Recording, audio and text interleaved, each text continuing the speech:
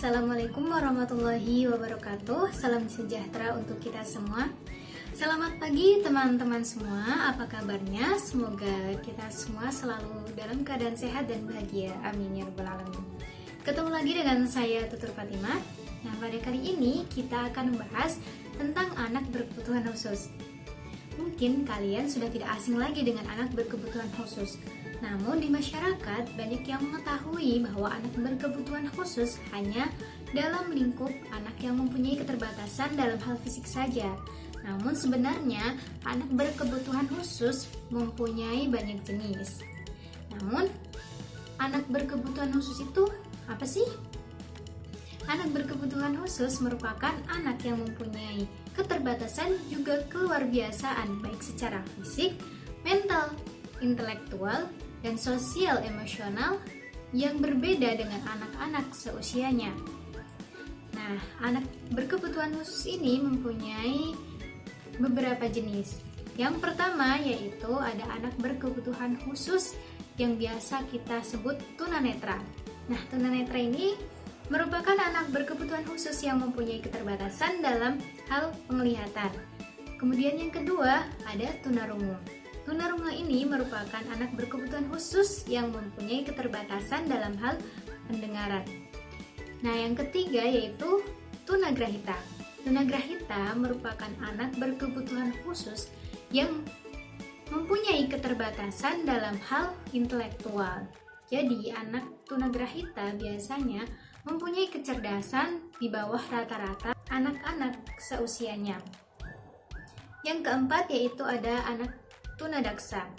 Anak tunadaksa ini mempunyai keterbatasan dalam hal gerak atau motorik. Nah, yang biasa kita tahu bahwa anak tunadaksa ini merupakan anak-anak yang mempunyai keterbatasan dalam hal fisik, seperti anak yang tubuhnya kurang sempurna. Nah, ini termasuk dalam jenis anak berkebutuhan khusus yaitu tunadaksa. Kemudian yang kelima yaitu ada tunalaras. Nah, tunalaras merupakan anak berkebutuhan khusus yang mempunyai keterbatasan dalam hal sosial. Mereka kurang bisa mengontrol emosinya sehingga cenderung melakukan perbuatan yang menyimpang dari peraturan maupun norma yang berlaku di masyarakat. Nah, yang keenam yaitu anak cerdas bakat istimewa. Nah, mungkin jarang dari kalian yang mengira bahwa anak cerdas dengan bakat istimewa merupakan anak berkebutuhan khusus. Mengapa ya?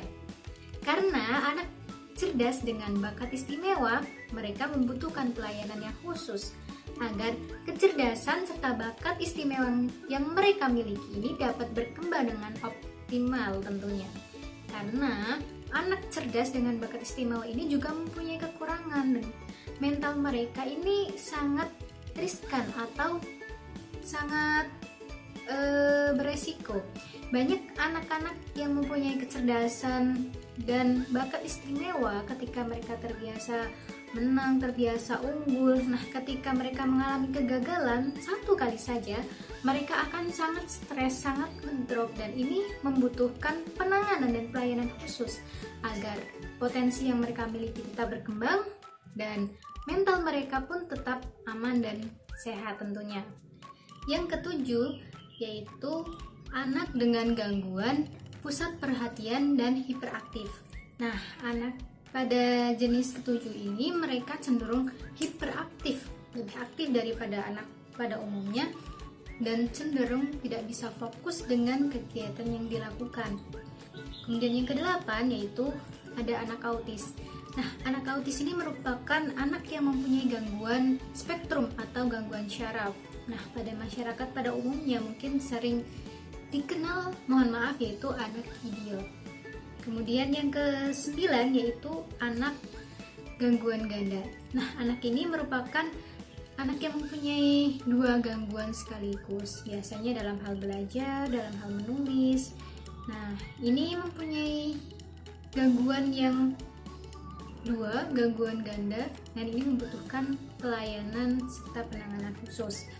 Kemudian yang ke-10 yaitu anak yang lamban belajar. Biasanya anak dengan gangguan ini, mereka cenderung membutuhkan waktu yang lebih lama dalam hal belajar dibandingkan dengan anak-anak seusianya. Kemudian yang ke-11 yaitu ada anak yang mempunyai gangguan kesulitan belajar khusus. Contohnya dalam hal mendengarkan, mereka membutuhkan pembelajaran yang lebih khusus untuk mendengarkan, seperti itu. Kemudian yang ke-12 yaitu anak dengan gangguan komunikasi. Nah, mereka biasanya mempunyai keterbatasan dalam hal bahasa wicara. Nah, ini membutuhkan penanganan khusus juga. Anak-anak berkebutuhan khusus ini tentunya mempunyai banyak kekurangan, tapi mereka juga mempunyai kelebihan, sehingga perlu penanganan khusus agar kekurangan yang mereka miliki ini tidak menjadi aib bagi diri mereka, tapi kita lebih fokus kepada kelebihan yang mereka punya, dikembangkan, potensi yang mereka punya dikembangkan, sehingga mereka pun bisa hidup dengan baik seperti manusia pada umumnya, seperti anak-anak pada lainnya, seperti anak-anak seusianya juga. Kemudian, seperti apa sih sikap yang seharusnya kita tunjukkan pada anak-anak berkebutuhan khusus? Nah, yang pertama tentunya kita harus menerima dengan ikhlas. Jangan sampai kita menyalahkan keadaan, apalagi menyalahkan Tuhan, dan apalagi menyalahkan anak-anak itu sendiri. Karena yang namanya sebuah gangguan, sebuah keterbatasan itu merupakan takdir dari Tuhan. Ya, meskipun hal ini mungkin cenderung membuat kita sedih, tapi kita tidak boleh menyalahkan siapapun. Kita harus menerima semua ketentuan, semua takdir Tuhan ini dengan ikhlas dan tetap berpikiran positif tentunya. Dan kemudian kita tidak boleh menelantarkan anak-anak berkebutuhan khusus, apalagi anak-anak yang mempunyai keterbatasan. Tapi di masyarakat, mereka cenderung menganggap bahwa anak berkebutuhan khusus ini adalah salah satu aib, sehingga banyak dari mereka yang kurang perhatian, kurang menjaga, dan cenderung menelantarkan. Nah, ini tidak boleh kita lakukan ya teman-teman. Nah, kemudian selanjutnya kita harus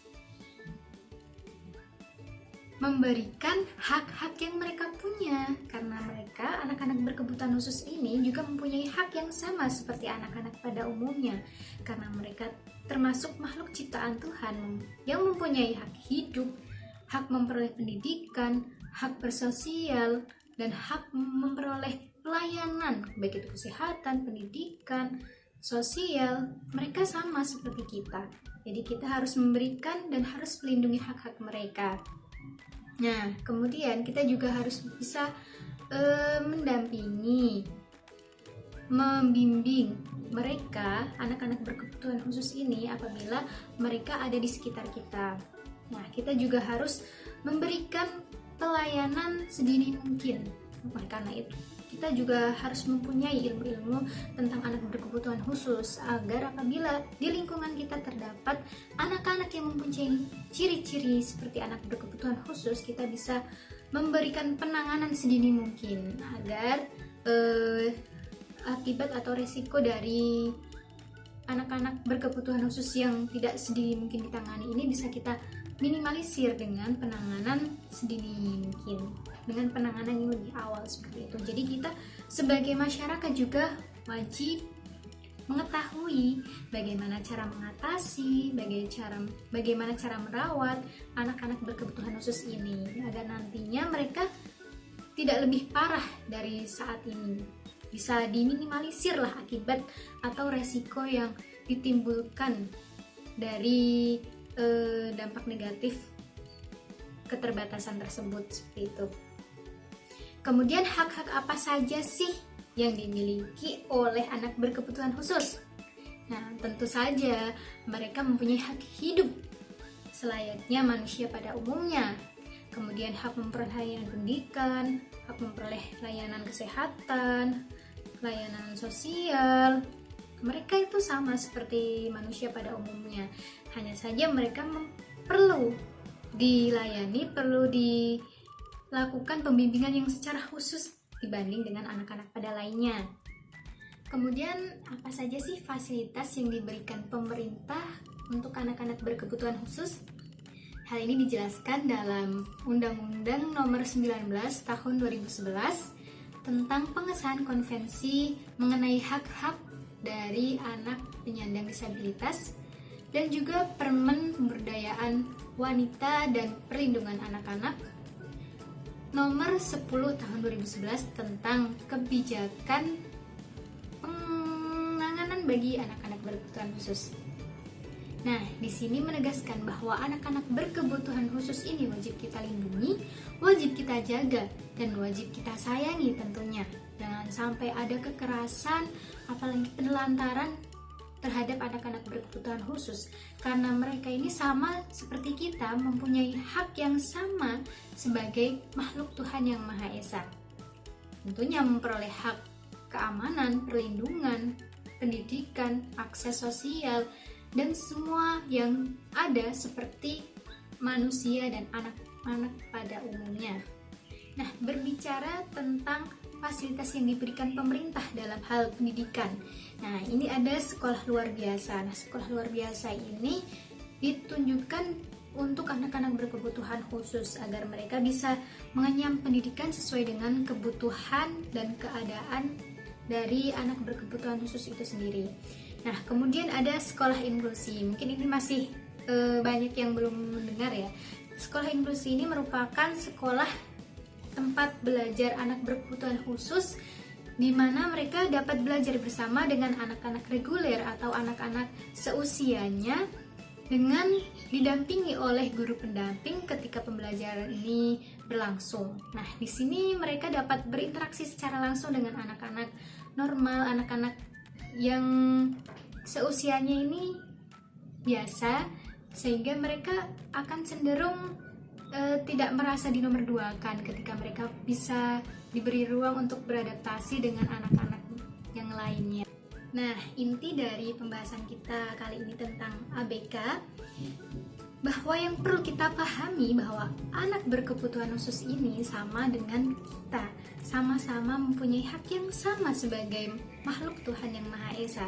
Jadi kita harus saling menghargai, saling menghormati, dan saling melindungi tentunya. Tidak boleh membanding-bandingkan antara anak yang satu dengan anak yang lainnya, apalagi anak berkebutuhan khusus dengan anak yang lainnya. Kita harus menghormati, menghargai, melindungi, dan tentunya menyayangi, karena mereka sama-sama saudara kita. Nah, sekian pembahasan kita kali ini tentang anak-anak berkebutuhan khusus. Apabila banyak kekurangan atau mungkin banyak khilafnya, mohon maaf. Semoga apa yang saya sampaikan ini bisa bermanfaat bagi kita semua. Kurang lebihnya mohon maaf. Wassalamualaikum warahmatullahi wabarakatuh.